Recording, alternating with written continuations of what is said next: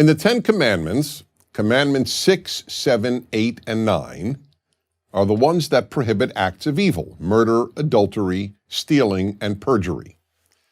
And then there is one commandment that prohibits the thing that leads to murder, adultery, stealing, and perjury.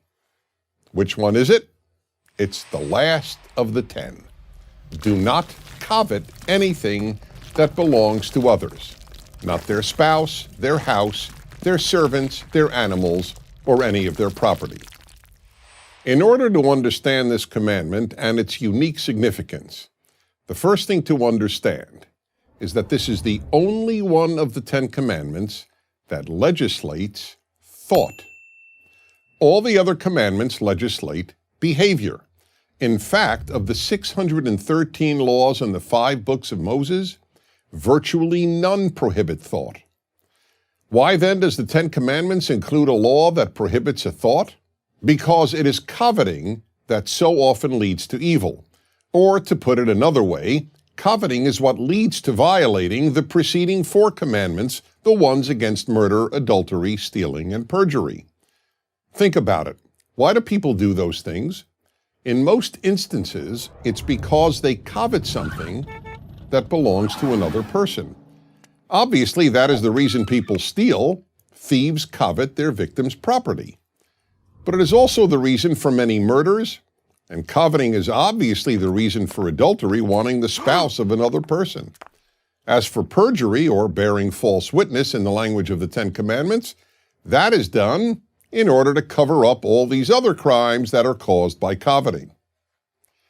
But in order to understand why coveting is the one thought that is prohibited in the 10 Commandments, and one of the only thoughts prohibited in the entire Hebrew Bible, we need to understand what coveting means, and equally important, what it doesn't mean.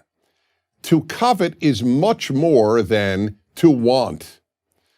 The Hebrew verb, lachmod, means to want to the point of seeking to take away and own something that belongs to another person. Note that there are 2 operative elements here: seeking to own and belongs to another person. Seeking to own does not mean just envying, or in the case of your neighbor's spouse, just lusting after. Neither envy nor lust is prohibited in the 10 Commandments. Uncontrolled envy and lust can surely lead to bad things, and they can both be psychologically and emotionally destructive. But neither one is prohibited in the 10 Commandments. Why? Because neither is the same as coveting.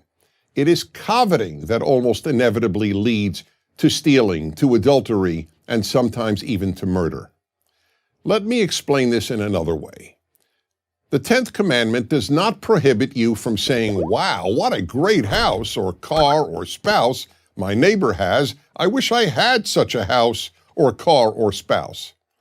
That may end up being destructive, but it may also end up being constructive. How?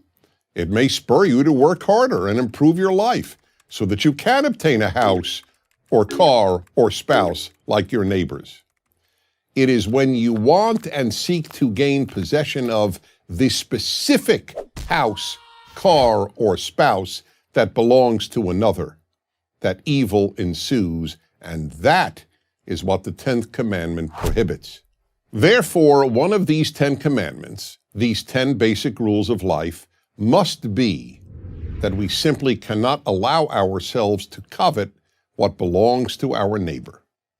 Whatever belongs to another person must be regarded as sacrosanct. We cannot seek to own anything that belongs to another, because only evil can come of it. I'm Dennis Prager. Join Prager University, subscribe to our YouTube channel, and sign up for free at prageru.com.